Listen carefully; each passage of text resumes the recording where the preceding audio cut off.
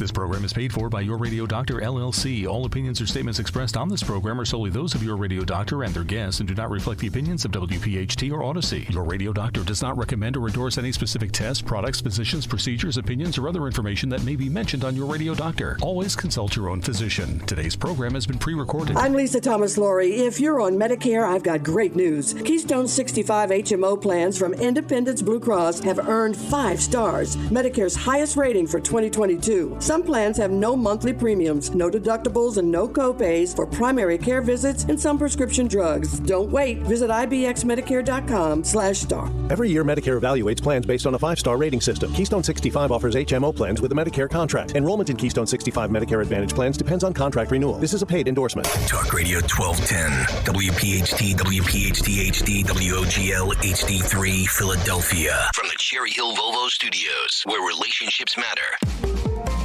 An Odyssey station. It's time for the Delaware Valley's first radio doctor. On call every Saturday afternoon at 5. This is Your Radio Doctor with Dr. Marianne Ritchie. Presented exclusively by Independence Blue Cross. Listen, 7 months or 10 months is an absolutely exceptionally short time frame to produce this vaccine. Your health determines your life, your longevity, and your happiness. Let your radio doctor lead the way with your medical education. Your Radio Doctor, Dr. Marianne Ritchie. Good evening and welcome to Your Radio Doctor. I'm your host, Dr. Marianne Ritchie. Summer's here, a great time to watch and play baseball. It's also a good time to know how to recognize causes of shoulder and elbow pain in that pitching arm, or with other overhead sports like volleyball, tennis, or if you have a job that entails raising your arms like being a painter or if you work in a warehouse. It is my very good fortune to welcome this evening's outstanding guest, Dr. Mark Lazarus. Dr. Lazarus, Director of the Shoulder and Elbow Service in the Rothman Orthopaedic Institute and a Professor of Orthopedic Surgery in the Sidney Kimmel Medical College at Thomas Jefferson University here in Philadelphia. He's highly respected as a master in the world of orthopedics. He's lectured around the world about extensive research on all aspects of shoulder and elbow surgery, including shoulder and elbow replacement. He's designed shoulder prostheses and is a true innovator in the field of arthroscopic surgery. Welcome, Mark. Thanks for being here this evening. Thank you so much for inviting me. Mark, I have to start with a very important question. Were you the surgeon who operated on Rookie of the Year in that movie? I wish. All my patients throw over 100 miles an hour when I'm done with them. Hey, yeah, you know your movie trivia. You were probably about 6 years old when that was made. Yeah, you're lying and flattering at the same time, so I'll take it. I just need you to fix my shoulder if I ever heard it. So tell us, should we begin with the anatomy of the shoulder so listeners have a basic understanding? Absolutely. I think it's a great place to start, primarily for the reasons that you mentioned in your introduction. So the shoulder really is an amazing joint. When you think about all of the activities that you described, overhead throw, overhead tennis, volleyball, carrying heavy things, things like push-ups, the shoulder has to be designed to have the greatest range of motion of any joint in the body, yet to be stable and strong enough for things like carrying heavy objects and things like push-ups. So the shoulder gains those functions by its unique design. And so the best way of thinking about the anatomy of a shoulder is like a golf ball and a golf tee turned on its side. And if you think about a golf ball and a golf tee, the ball is far bigger than the tee, and the tee is very shallow. So you can spin that ball in any direction you want. And that's why the shoulder can gain such range of motion and allow it to do the activities that you mentioned. But if you turn the golf tee on its side, then obviously the ball, gravity is no longer holding the ball on the tee, and so the ball wants to fall off. And so the muscle structure of the shoulder, and in particular the rotator cuff muscles, which are the muscles that surround the ball and hold the ball in the socket, are what helps stabilize the ball and keep the ball steady in the socket to allow our other strong muscles to do all those activities that you just mentioned. Mm-hmm. So it's unlike the pelvic girdle, and I always tell my patients it's like a garage and the car enters, that ball and socket picture that people envision. This is a smaller garage. And as you say, I love your picture of the golf tee and the ball.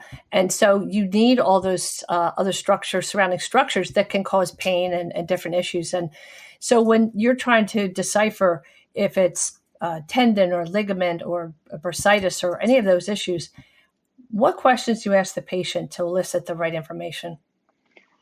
Well, it's funny because very often the patient will actually give us the answer just in the different ways that they describe the mechanical disturbance to their shoulder. And sometimes I'll have the medical student or the resident come out of a room after talking to a patient, and I'll say to the patient, you made it too easy on them, because the patient will say, well, I've noticed my shoulder getting weaker with overhead activities, the painter whose arm fatigues. And very often they're telling us that they have some type of tendon tear. Or the patient will say, I felt my shoulder feels loose. It feels like it's slipping. I had this injury, and now it just feels like there's movement in the shoulder that shouldn't be there. And that really leads us towards a problem where the shoulder is unstable and it's hard to center the ball in the socket. And then the arthritic patient will always complain about loss of motion, difficulty reaching, for instance, reaching up their back or reaching overhead. And so very often just by the patient describing the functional disturbance that they've been feeling during their activities of daily living, it actually will give us the diagnosis. Sure. And I think as we've become, we're practicing at a pretty remarkable time. We have so much technology to help us. But as you say, we tell our medical students and our residents and our fellows, the answer is so often right there in the history. Is your shoulder just causing pain, or is it pain and weakness? Two totally different categories, yes? Yes, and you have hit upon one of the real beauties of shoulder surgery is it is still a very hands-on specialty. The MRIs and X-rays and things like that are only so accurate, and it's still a specialty where we really need to take a good history from the patient, and it's still a specialty where physical examination is everything. And I'll have patients who'll say to me, I have a friend or a relative, can you look at their MRI report for me? And I'll say no. And that's not because I'm trying to be mean. What I say is, I'm happy to examine them. I'll examine them anytime. I'll examine them at a cocktail party. But I can't, I'm better off making a diagnosis, examining them in a corner of a cocktail party than I am looking at their MRI report.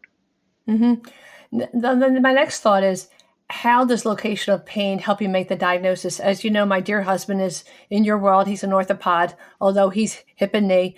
But I remember him, I told him he was thrilled that I was going to be conversing with you tonight. And he said that his teacher in his residency, Charlie Neer, a shoulder giant like you, would always quote Robert Frost, good fences make for good neighbors. And that oftentimes when a person says their shoulder hurts and as a resident, say, where does it hurt? The patient would point to his or her neck. So I know neck pathology, like a disc between C5 and C6, well, in the vertebrae, between those vertebrae, can cause shoulder pain, but shoulder can go to neck. How do you distinguish? That's a tough one. Yeah. It is. First of all, you mentioning me in the same sentence as Dr. Neer, who was the father of shoulder surgery, I feel like I'm about to get a lightning bolt striking me, but I appreciate that. So yes, there's very often crossover between neck and shoulder. In general, although not always, the best way for a patient to think about it is pain in generally goes down. And so neck pain, pain that originates from neck pathology, will very often go into the upper shoulder, into the shoulder blade, whereas true shoulder pain that emanates from problems within the shoulder, will very often go actually into the upper arm. And so the classic location for pain, particularly for some of the more common problems in the shoulder, is the upper arm. And a patient will actually always grab their upper arm with the palm of their hand. I'll say point with one finger, and they can't point with one finger. They'll use their whole hand to feel their upper arm. That is a very classic shoulder origin of pain symptom. And I would think that most of the time, if somebody has shoulder pain that's what we would call musculoskeletal, related to their bones or muscles or bursa, that it would hurt with motion, where as a GI doctor, I might think of a hot gallbladder referring pain to the shoulder. Or sometimes, we always say to patients, do you have chest pain? No. Do you have pain into your shoulder? But they're not going to hurt when the person moves their shoulder. So all of these are important to consider. Let's take a little break, and we'll be right back with Dr. Mark Lazarus. Thanks for listening to Your Radio Doctor with Dr. Marianne Ritchie, exclusively presented by Independence Blue Cross. If you have a question for the medical mailbag, just send a note to doctor@yourradiodoctor.net. Hi, I'm Dr. Denny Carice, Chief Science Officer at Recovery Centers of America, and I'm here as your addiction expert. Today, we're going to talk about binge drinking. A lot of people want to know, what is binge drinking? People who binge drink actually don't usually have substance use disorders or alcohol use disorder, but it's incredibly dangerous. So binge drinking is defined as drinking to a blood level of 0.08 or higher within a couple of hours. That's typically about 5 drinks for men and 4 for women. Now, if you're saying that sounds like normal drinking, right?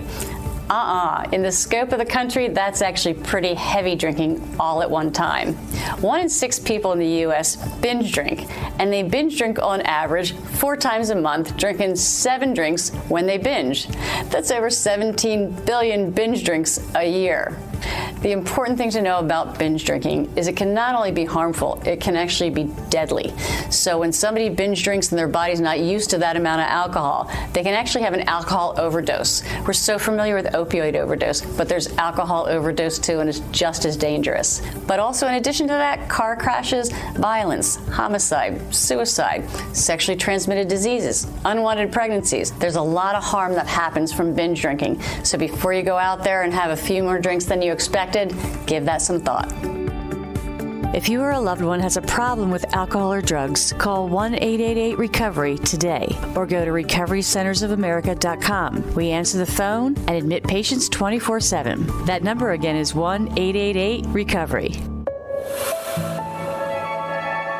I'm Lisa Thomas Laurie. If you're on Medicare, I've got great news. Keystone 65 HMO plans from Independence Blue Cross have earned 5 stars, Medicare's highest rating for 2022. Some plans have no monthly premiums, no deductibles, and no copays for primary care visits and some prescription drugs. Don't wait. Visit ibxmedicare.com/star. Every year, Medicare evaluates plans based on a 5-star rating system. Keystone 65 offers HMO plans with a Medicare contract. Enrollment in Keystone 65 Medicare Advantage plans depends on contract renewal. This is a paid endorsement. Are you in excruciating pain brought on by your son, daughter, or spouse suffering from addiction? You are not alone. If you call Recovery Centers of America today at 1-888-RECOVERY, your whole family can begin to recover. At Recovery Centers of America at Devon and Lighthouse, your loved one will be treated with care by expert addiction professionals, while family programming will give you support and healing so that you can recover as well. RCA accepts insurance, provides transportation, and offers intervention services. Call 1-888-RECOVERY now.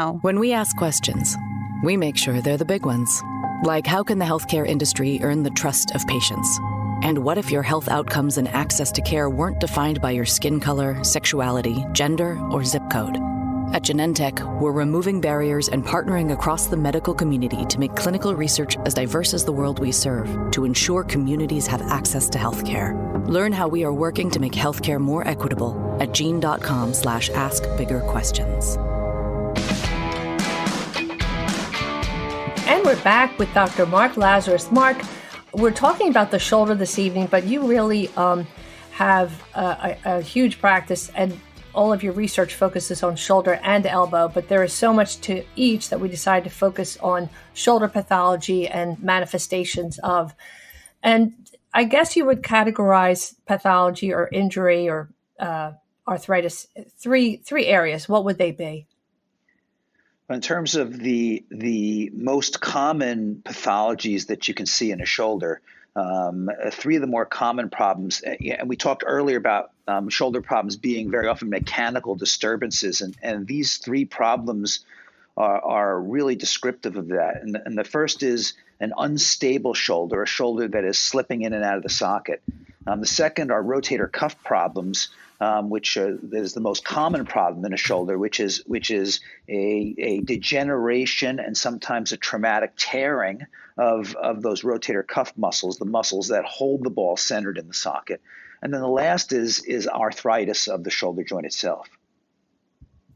And patients can have osteoarthritis. I know you like to distinguish osteoarthritis as sort of wear and tear arthritis, whereas rheumatoid arthritis can begin at a much younger age, and it's the chronic inflammation, but it leads to the same issue, pain in the shoulder. And I guess we'd have to bring you back to spend a whole segment on our whole show on fractures or broken bones in the shoulder, or separation of what you would call the AC joint, the acromion and the collarbone, the clavicle. But so younger patients are more likely to be playing a sport and have a partial or complete dislocation of a shoulder? Yeah, that's actually the beauty of shoulder surgery is in my first room, I might see a younger person with a dislocating shoulder. And then, in the next room, I'll see a middle-aged weekend warrior with a rotator cuff problem. And then in the next room, I'll see a 70-year-old tennis player with an arthritic shoulder. So it's a great specialty. But yes, it's usually the patient under the age of 40, usually under the age of 30, who suffers from an unstable or a dislocating shoulder. Very often there's an injury, a specific traumatic event that caused the first dislocation, but it doesn't have to be as violent an event as one might think. And sometimes even just a slip, while again on the tennis court, you slip and suddenly, balance yourself with your outstretched hand. That could be enough to cause that first event that causes the shoulder to slip. Because I think in recent years, I've been seeing patients with a condition. I don't want to get too much into the weeds, but I have a few patients with Ehlers-Danlos, which means the ligaments are especially lax and that ball is more likely to fall off the tee. But that you don't have to have a more unusual condition like that to have partial or complete dislocations, right? That's true. And so the best way of thinking of instability is with the two extremes. The one extreme being the Ehlers-Danlos patient, which is a patient that has congenital loose ligaments, and they start slipping during simple activities of daily living. They don't need a traumatic event to start them slipping. And then the other extreme is that lacrosse player who gets hit and has their arm violently or traumatically dislocated, and that is a pure ligament tear. They're not congenitally loose. That's a true tear of the ligaments. And it's a good way of differentiating, because the first condition, 85% of people get completely better with nothing but therapy, whereas the second one, the traumatic one, therapy is unlikely to help them, and that's where the arthroscopic repairs come into play. Mm-hmm.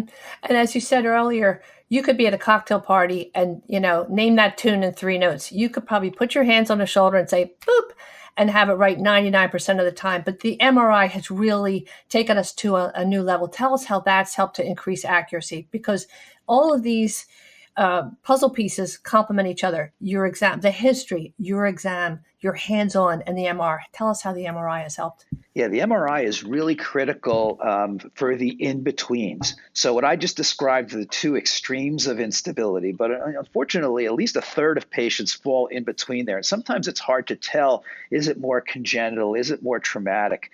And the MRI scan, and in this condition, we would use an MRI scan with an injection of dye in the shoulder, really defines ligament tears. And before that, we depended on X-ray. I'm not an orthopod, but X-ray or arthrograms. How involved was an arthrogram? Was that uncomfortable for people? It could be uncomfortable. We still, for this specific condition, this is the one condition that we still use arthrograms for the MRI to truly define the ligaments of the shoulder, to look for that ligament tear. I know how much MRI has helped us with GI issues, the liver, the pancreas. And what people need to remember is the beauty of the MRI is there's no X-ray exposure for the patient. But again, it complements, it's different from other imaging studies like a CAT scan. How about if a patient has a pacemaker and there's a limitation that they can't undergo go into a magnetic field because it will tell the pacemaker to not do its job? Yeah, so the pacemaker, I'm going to reframe the question because it would be unlikely that the young person with an unstable shoulder would have a pacemaker. So we'll talk about rotator cuff. And so for those patients, if I need an advanced imaging modality to look for a rotator cuff tear, then the pacemaker patient has one of two options. They can get a CAT scan with an injection of dye in the shoulder. Jefferson also is one of the centers of the country that has specialized in ultrasound evaluation for rotator cuffs. And which is a very simple, quick, easy way of diagnosing rotator cuff tear. Mm-hmm. And even when I was a student and a resident, ultrasound in general at Jefferson was premier, and people from around the country, around the world, come to study ultrasound in general. I didn't know that there was a specific, super center for ultrasound of the shoulder. So before going to surgery, before suggesting surgery, in what situations would you say, let's try physical therapy first? So that's a really good question. People get the wrong idea when they hear, for instance, rotator cuff tear. Patients come into my office fearing those words, rotator cuff tear, and they should not. We think in our minds the word tear is followed by repair. Actually, about 90% of people with a rotator cuff tear get better with physical therapy. Now, what we know is that most rotator cuff tears are not traumatic injuries. They're degenerative injuries. Those tendons degenerate over time with age and with use, and our shoulders accommodate or balance themselves to that progressively increasing tear. And when the patient develops pain, usually all it is an imbalance where the tear just slowly got bigger to the point where they couldn't keep up, they couldn't keep balanced. And so for 90% of people, they will get better from their rotator cuff tear with nothing but physical therapy. Mm-hmm. And that's music to people's ears, because people are, I wouldn't say afraid of surgery. Some people, as you say, think it's a push button thing. I have this, the surgery's going to fix it. But it's a pretty involved undertaking to go through surgery. But what's made that a little bit better, what has helped to make surgery less invasive, obviously, is arthroscopy. And you know so much about arthroscopy. Could you explain to patients what that is? I think most listeners have a general understanding, but what is it and how has it revolutionized orthopedic treatment in the past 20, 25 years? So yes, so the arthroscope has revolutionized our care. So the arthroscope is just a small 4 millimeter tube that is placed into the shoulder through some very small poke holes. And through the years, we've designed specialty arthroscopic instruments that allow us to do things like fix ligament tears in a patient with a slipping shoulder, or fix rotator cuff tears that we really needed wide open, large incisions cutting through muscle in the old days, and the trauma of that was really a difficult thing for patients to recover from. And we would see stiff shoulders, we would see infected shoulders. And so the arthroscope has revolutionized particularly the treatment of the unstable shoulder and most importantly, the treatment of rotator cuff tearing. And I've been helping develop a technique where although most repairs of rotator cuffs use anchors, which are metals and plastic devices that are placed into the bone to secure stitches to the bone, I've helped actually pioneer a technique where we don't use anchors at all. I actually have a little device that I can put in through the poke holes to actually make tunnels through the bone, and then suture the rotator cuff back down to the bone. So when it's all said and done, the only thing the patient has in their shoulder is their own rotator cuff and just suture. That's incredible. I know when you talk too about the physical therapy after surgery, because you don't want a person to get a frozen shoulder. My dad was a funeral director, and oftentimes he was directing, but sometimes it helped lift a casket. So he had bursitis in his shoulder, and myself, I broke my elbow ice skating one time, and it hurt so much. There's a capsule around the shoulder that I said, I'm fine. I have a working hand. I'm just never going to move my elbow again. And my dad said, I don't need that shoulder. I'm good. But people, we can talk about the therapy in a little bit, but you bring that in. It's so important. So arthroscopy, you again have been such a pioneer. A person can have a shoulder replacement. Tell us about that. So shoulder replacement is the primary treatment for arthritis. You mentioned the two most common types of arthritis. There are specific arthritis types that we actually only get in the shoulder. And the most common one, other than the two you mentioned, is rotator cuff arthritis, which is arthritis that comes from having a big rotator cuff tear over a long period of time. And although we've been doing regular shoulder replacement for years, where we replace the ball with a ball and the socket with a socket, anatomic shoulder replacement, that never worked for rotator cuff tear arthritis. And again, think about the golf ball and the golf tee. If you don't have enough rotator cuff to hold the ball centered in the socket, then it doesn't matter whether it's a bony ball or a metal ball, the ball will slip in the socket. And so over the last 15 to 20 years in the United States, we've been doing something called reverse replacement, where the ball goes on the socket and the cup goes on the arm side. We reverse things. And it's really revolutionized the care of shoulder arthritis, particularly rotator cuff arthritis, that arthritis that comes from having a long-standing rotator cuff tear. That's just incredible. Mark, let's take a little break and hear more when we come back about shoulder replacement and reverse replacement. Today's edition of Your Radio Doctor with Dr. Marianne Ritchie, presented exclusively by Independence Blue Cross, can be enjoyed anytime, anywhere, at your convenience. Just download the Odyssey app and search Your Radio Doctor. It's health education on demand.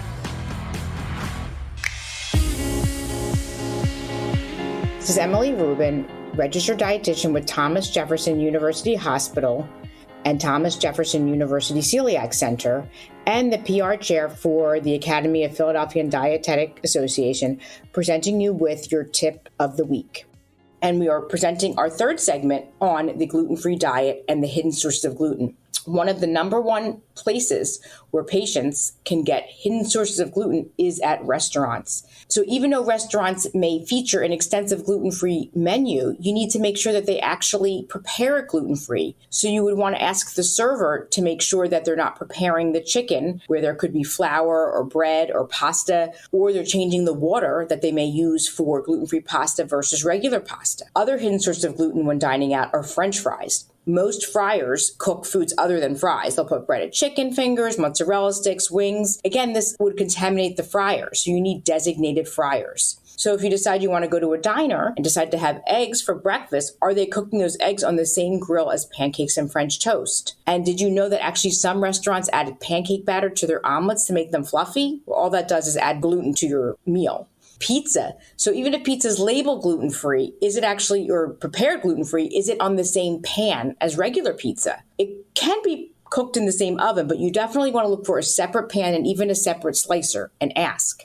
And what about Chinese or Japanese foods or Asian foods? Soy sauce. That's the number one hidden gluten contaminant that is found in those foods. Soy sauce is made from something called wheat or hydrolyzed vegetable protein. Most restaurants use soy sauce, so you can ask for a gluten-free soy sauce or even bring your own. Another hidden source of gluten is the California sushi roll, where they make it with surimi, which is an imitation crab that also contains wheat. So next time you order sushi, make sure you order tuna or salmon or fresh fish. And then what about the movie theater popcorn? Well, again, that butter that they put on the movie theater popcorn, or even the butter that it's cooked in, could also contain gluten. Other sneaky sources of gluten, prescription medications and vitamin supplements. Just because your doctor prescribes you a medication that you pick up at a pharmacy, we don't know if it's necessarily gluten-free. Where is it actually coming from? What manufacturer? There's also a website called glutenfreedrugs.com. Also, when it comes to vitamins, Motrin, anything you take over the counter, you have to make sure that it's labeled gluten-free. And also, what about lipstick, lip balm, chapstick, mouthwashes, toothpaste? Again, anything that goes into your mouth will come into your intact with your intestinal tract and therefore could contain gluten. So always check with the manufacturer to make sure they're labeled gluten-free. This is Emily Rubin wrapping up the nutrition tip of the week. For more information, you could log on to yourradiodoctor.com. I'm Lisa Thomas Laurie. If you're on Medicare, I've got great news. Keystone 65 HMO plans from Independence Blue Cross have earned 5 stars, Medicare's highest rating for 2022. Some plans have no monthly premiums, no deductibles, and no copays for primary care visits and some prescription drugs. Don't wait. Visit ibxmedicare.com/star. Every year, Medicare evaluates plans based on a 5-star rating system. Keystone 65 offers HMO plans with a Medicare contract. Enrollment in Keystone 65 Medicare Advantage plans depends on contract renewal. This is a paid endorsement. When you have orthopedic issues, you need a physician who eats, sleeps, and breathes orthopedics. You need an exceptionally specialized Rothman orthopedics physician. They not only specialize in orthopedics, each Rothman physician only focuses on one area of the body, which means you can have confidence that you can get past pain and be what you were. Schedule conveniently online at RothmanOrtho.com. That's RothmanOrtho.com. Are you in excruciating pain brought on by your son, daughter, or spouse suffering from addiction? You are not alone. If you call Recovery Centers of America today at 1-888-RECOVERY, your whole family can begin to recover. At Recovery Centers of America at Devon and Lighthouse, your loved one will be treated with care by expert addiction professionals, while family programming will give you support and healing so that you can recover as well. RCA accepts insurance, provides transportation, and offers intervention services. Call 1-888-RECOVERY now. When we ask questions, we make sure they're the big ones. Like when it comes to diseases, can we strive to treat, prevent, and even reverse them? And how can we make healthcare more effective and more affordable? These are the types of questions that can help impact the lives of so many patients, that help push the boundaries of innovation and healthcare for all communities. At Genentech, we are the pioneers of the biotech industry, tackling some of the biggest questions in healthcare. Learn more at gene.com/askbiggerquestions. Your radio doctor, Dr. Marianne Ritchie, now Saturday afternoons at 5, presented exclusively by Independence Blue Cross. This program is paid for by Your Radio Doctor, LLC. And we're back on Your Radio Doctor with Rothman Orthopedic Institute's star of shoulder surgery, Dr. Mark Lazarus. Mark, we were talking about shoulder replacements. And a regular replacement, you would replace the ball of the upper arm bone or the humerus. You'd replace the ball with the ball, or the socket with the socket in the shoulder girdle. And then you said sometimes you do a reverse replacement, put the ball in the socket or the socket in the ball, or replace them as such. What are some of the examples when you would use a reverse replacement? Because I bet a lot of people, when they hear about that, they come and ask you about it. Yes? I get very many questions about reverse replacement, and it's become a hot topic in shoulder surgery and even in the lay press. And so just to review, because it is confusing, and actually when I see patients, I actually carry a model of a reverse replacement in my pocket because it's important for patients to see it. So for years, we've done anatomic replacement. We replace a ball with a ball, socket with a socket. It works great for osteoarthritis and rheumatoid arthritis because those rotator cuff muscles are there to hold it steady and in place, to hold the ball in the shallow socket. But with that special kind of arthritis, rotator cuff arthritis, there is no rotator cuff to hold the ball steady. And so what we've done is we've come up with a reverse replacement. And what reverse replacement means is the ball side, which is normally on our arm, which in shoulder replacement is the metal side, then goes on the socket on our shoulder blade. Mm-hmm. And then the plastic side, which is the cup, goes on our arm. And by doing that, the prosthesis centers itself and it links itself together, and it doesn't need a rotator cuff to hold it stable, and it doesn't need a rotator cuff to move it. All it needs is a deltoid muscle, which is the large round muscle on the outer shoulder. So it's really revolutionized the care of arthritis in the shoulder. The specific indication is that rotator cuff tear arthritis that we talked about earlier, the arthritis that comes from having a long-standing rotator cuff tear. But there are other circumstances where reverse replacement is the primary replacement. One of them is for fractures about the shoulder. So some fractures about the shoulder can't be repaired. And so we used to replace a shoulder with a regular replacement, but it doesn't work that well for fracture. And so reverse replacement has revolutionized fracture care of the shoulder. The other place that reverse replacement comes into play is revision surgery. So somebody who's had a shoulder replacement, for instance, that has not turned out well. In the old days, it was very difficult to salvage that situation, but reverse replacement has become our primary mode of revision replacement. And we have published a number of studies out of our shoulder and elbow center looking at revision of a regular to a regular, revision of a regular to a reverse, revision to reverse always works out best. So again, it's really revolutionized the care, the shoulder replacement realm. Because when you first mentioned the term reverse replacement, that's what I thought you meant, that it was some type of revision surgery. Oh, I had my shoulder replaced 10 years ago and I'm having trouble again. So that was a beautiful explanation for our listeners. And when something is so clear and appears to be so effective, it seems like, you just say, why didn't we think of that years ago? It's just brilliant, really. So if a patient has the need for shoulder surgery, what's the most important question a patient should ask their surgeon prior to surgery? That's another really good question. And what's interesting is the most important question, when patients do ask it, they're embarrassed to ask it, and they should not be.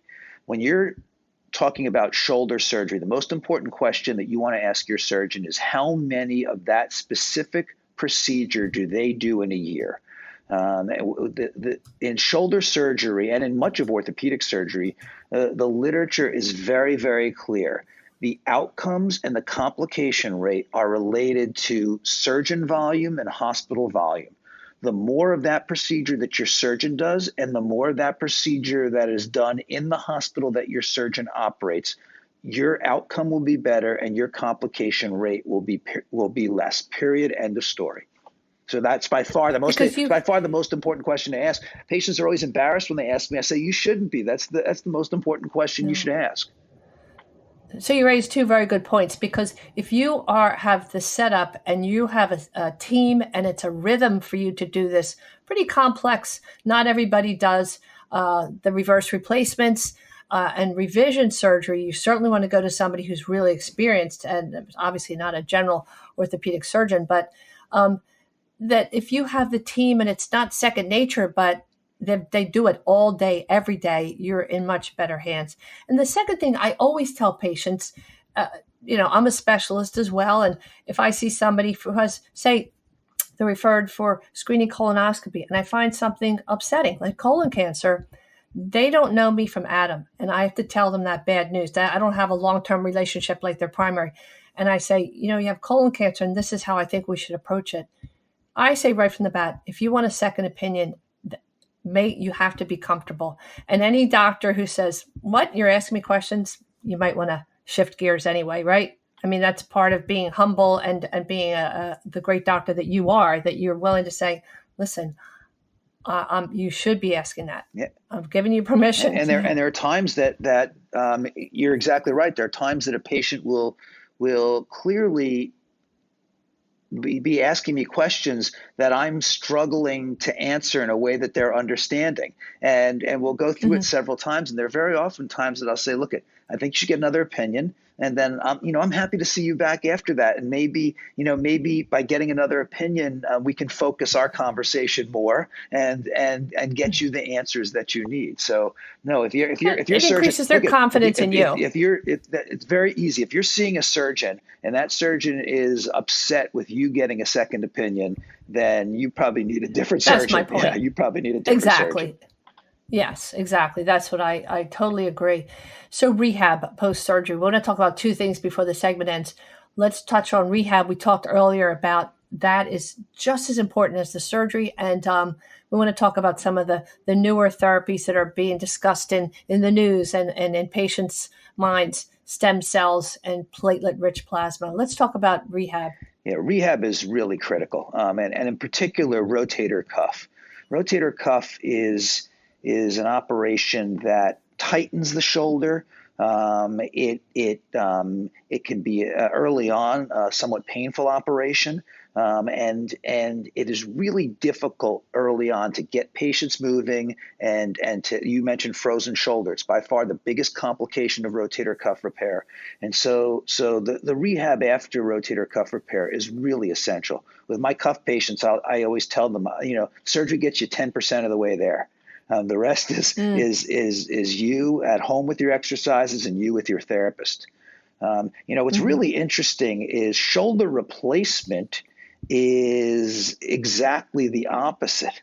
So shoulder replacement, patients don't need therapy at all. So patients need home exercise, and patients start home exercise the day after surgery. But 90% of patients after shoulder replacement can do the entire postoperative rehab program on their own. It's still important. It's critically important, but it's not something that needs supervised therapy. Whereas rotator cuff repair, absolutely, it's where the therapist earns their keep. What an important distinction, because I think sometimes after something like rotator cuff, you need guidance to know how far to push or pull. I think that's a fear of some people. Am I going to hurt what's been done? But, post-op, obviously, you've done this cajillions of times. You know how far to tell a patient to go. Mark, what about stem cells that are in the news and platelet-rich plasma? Yes. So platelet-rich plasma, for those that may not have heard the term, is when our own blood is spun down to the platelets, which have healing capacity and capability, and then those can be injected into different joints. They can be pasted into joints, onto different tissues to promote healing. The data in the shoulder is still really iffy, and so they've been used for rotator cuff. You would think that if you could inject your rotator cuff, because as I mentioned before, right, it's a degenerative process, and so if you could help that along with things like platelet-rich plasma, that might be of some benefit. But as of now, the data is still out as to whether or not it can really benefit. Stem cells is the holy grail of biologics of orthopedics. If we could convince a stem cell line to then become, for instance, cartilage, or you could solve arthritis with an injection, or to transform into tendon cells, you could solve rotator cuff tearing. Right now, that ability doesn't exist, and so the data on stem cells as a treatment, in particular for arthritis of the shoulder, does not exist. There is no good data, and it's kind of frustrating for me to see how many patients come in and have spent thousands and thousands of dollars out of their own pocket for stem cell injections for shoulder arthritis. When as of this point in time, the literature just doesn't recommend that. It doesn't suggest that it works. And so the promise is amazing. The promise is great. And at some point in the future, we will understand how to use these biologics. But as of now, I would encourage your listeners with shoulder arthritis to not pay out of pocket for stem cell therapy. Mm-hmm. And for our listeners, I think people have a general idea what stem cells are, but they're in a developing embryo. When the egg meets the sperm, it's 2 cells divided into 4, into 8, into 16. Those early cells have potential to become liver cells or kidney cells or bone cells. So stem cells that still live in our bone marrow, scientists are trying to teach them to obey the rule and say, it'd be nice if we could, instead of you deciding to become new red blood cells, why don't you become cartilage cells? That's the philosophy behind it, yes, or the scientific theory that if we can wave a wand and say, come here, little stem cells, instead of becoming toenails, why don't you become new cartilage cells? And wouldn't it be just magical if we could do that? And maybe we're on our way to it, but that's why we just keep thinking. If everybody thought the same thing, we wouldn't be thinking, right? So let's take a little break and we'll come back for our wrap-up. Thank you, Mark. Your Radio Doctor with Dr. Marianne Ritchie is presented exclusively by Independence Blue Cross. Hi, I'm Lisa Thomas-Laurie. If you're on Medicare, I've got great news. Keystone 65 HMO plans from Independence Blue Cross have earned 5 stars. That's Medicare's highest rating for 2022.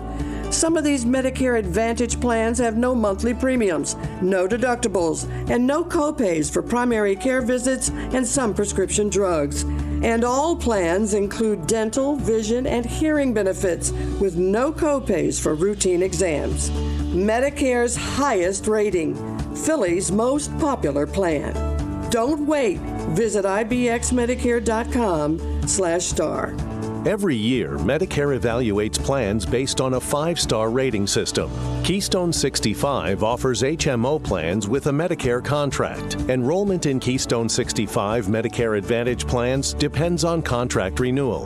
This is a paid endorsement.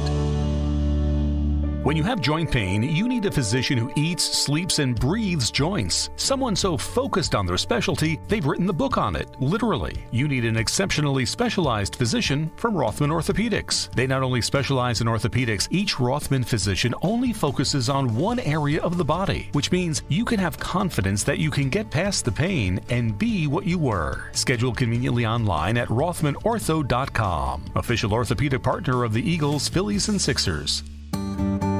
Now, your weekly prescription, brought to you by Genentech, the science-driven company that pioneered the biotech industry to transform how we treat the world's most complex health problems.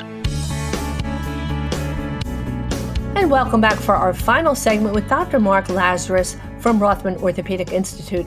Mark, we've learned so much helpful information, really important information about shoulder diseases and treatment. This is our final segment called Your Weekly Prescription, a wrap-up of the show brought to us by Genentech, the first biotech company in the United States.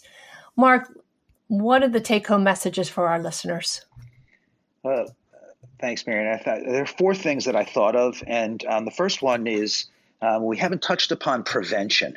And as we're aging and we're still trying to stay active, I would encourage people, as we get older, a high repetition, low impact, low load type weightlifting program is going to keep you healthy, keep you strong, but not be detrimental to your tendons of your shoulder, particularly your rotator cuff. It's high impact, sudden ballistic movements that cause people to have rotator cuff failure.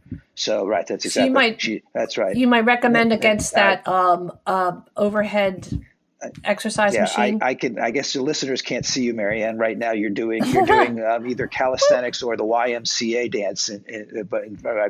But yes, that's you can do overhead press, but everything should be slow, controlled. Again, well controlled, high repetition, low fatiguing. Sudden presses, sudden ballistic movements are what's going to get your rotator cuff. The second thing I would say, and we brought it up earlier, is don't fear a visit to the shoulder surgeon. The majority of the patients that I see do not end up needing a surgery. And in particular, rotator cuff tear, those fearful words shouldn't be fearful. The vast majority of people with rotator cuff tears get better with exercise. The third thing that we've touched upon, and I want to reiterate, is if you do have a problem that needs surgery, the vast majority of problems that you can have in a shoulder are treated with minimally invasive outpatient arthroscopic surgery. And the arthroscope has really revolutionized the treatment of rotator cuff tearing, of unstable shoulders, of various other pathologies that you can get in the shoulder. And so even if you do end up needing surgery, it's also not something to fear. It's really a simple procedure to go through. And then the final thing, just to touch upon again, is shoulder replacement. Shoulder replacement is really has reached its own. Shoulder replacement lagged behind hip and knee replacement in terms of development, in terms of design, in terms of technique, and this has really become the era of shoulder replacement with the changes we've made in regular replacements, with the development of the reverse replacements. We've developed things like stemless replacements without any stem at all in the arm that just sit on the top of the arm.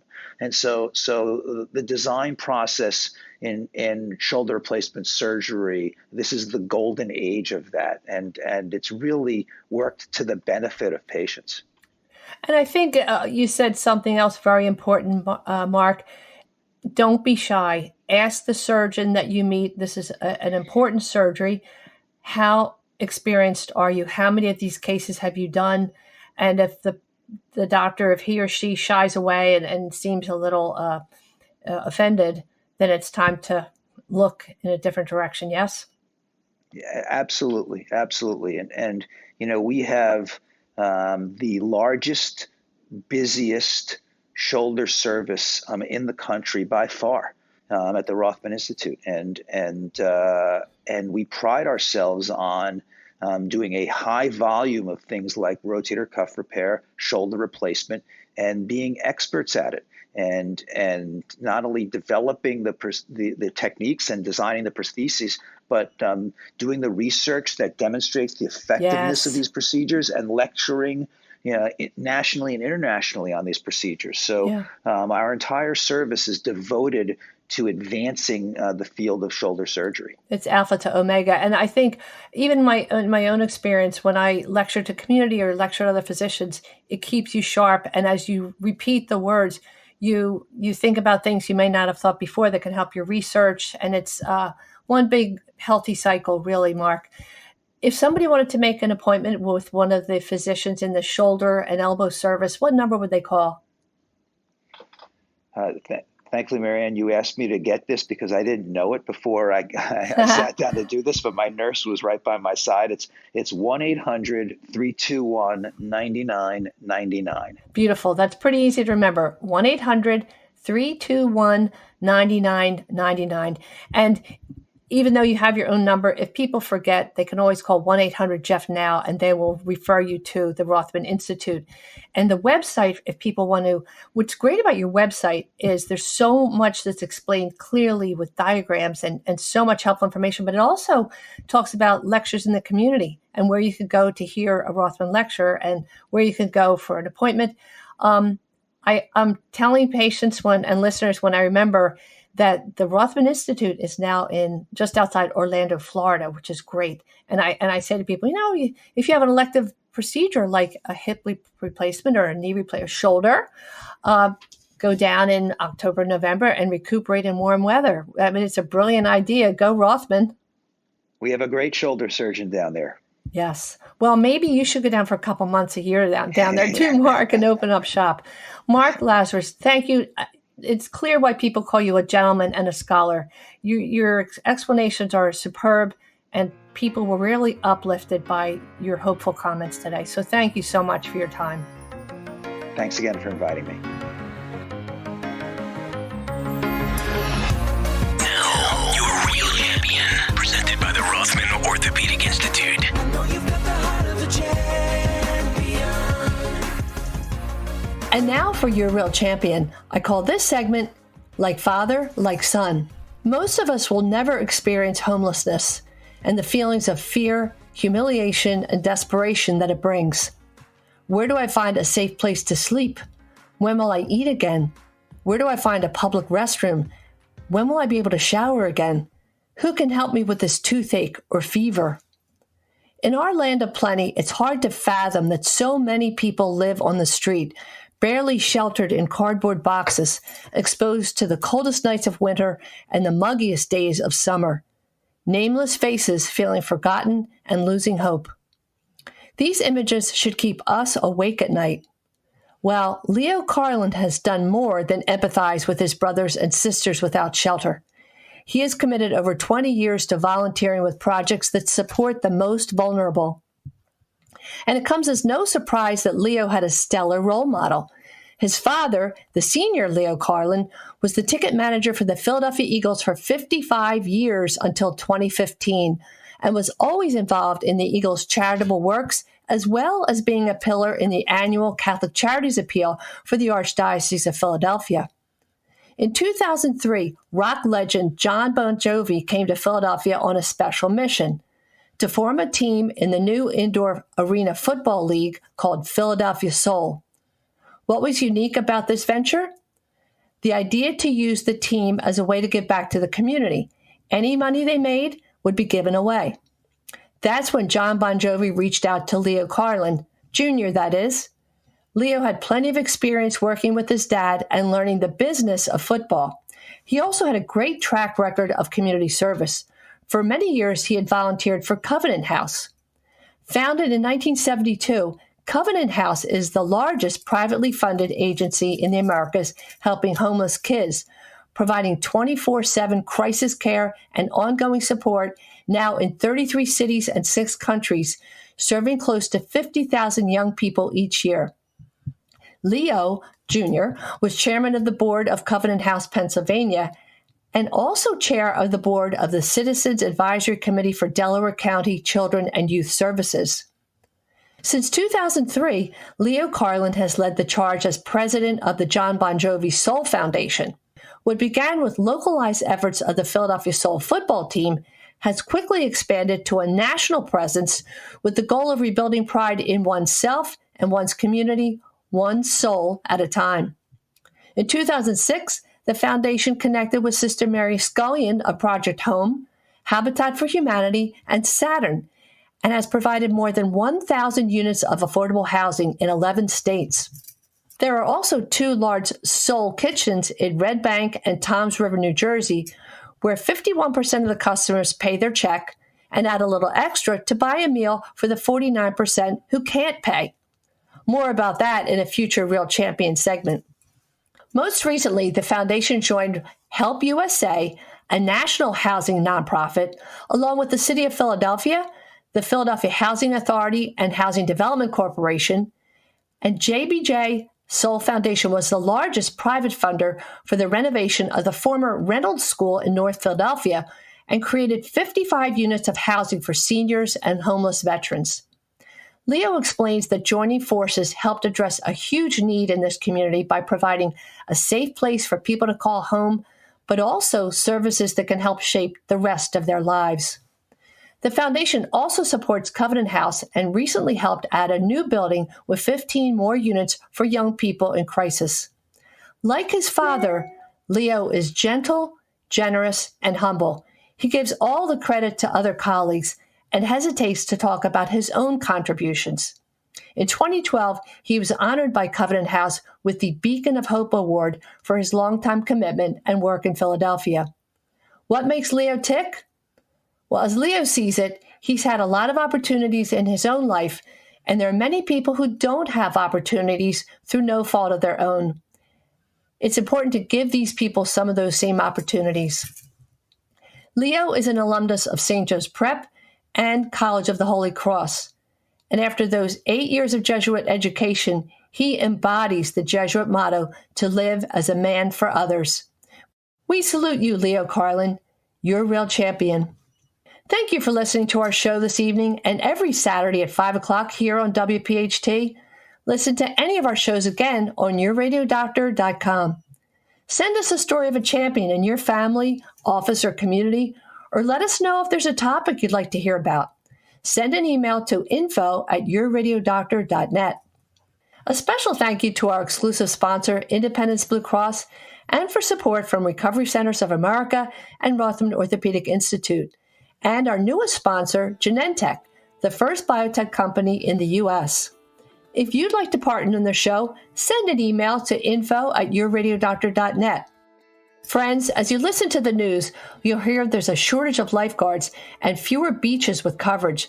Please keep a close eye on your children and any family members who go into the water, especially if you're on a beach without lifeguards. This is your radio doctor, Dr. Marianne Ritchie, wishing you a happy, healthy, safe week, always here to remind you that your health is your wealth.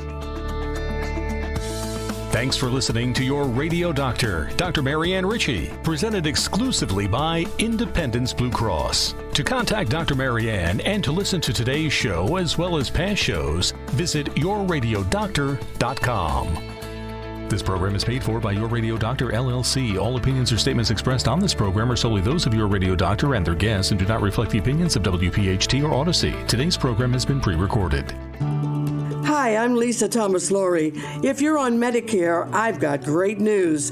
Keystone 65 HMO plans from Independence Blue Cross have earned 5 stars. That's Medicare's highest rating for 2022. Some of these Medicare Advantage plans have no monthly premiums, no deductibles, and no copays for primary care visits and some prescription drugs.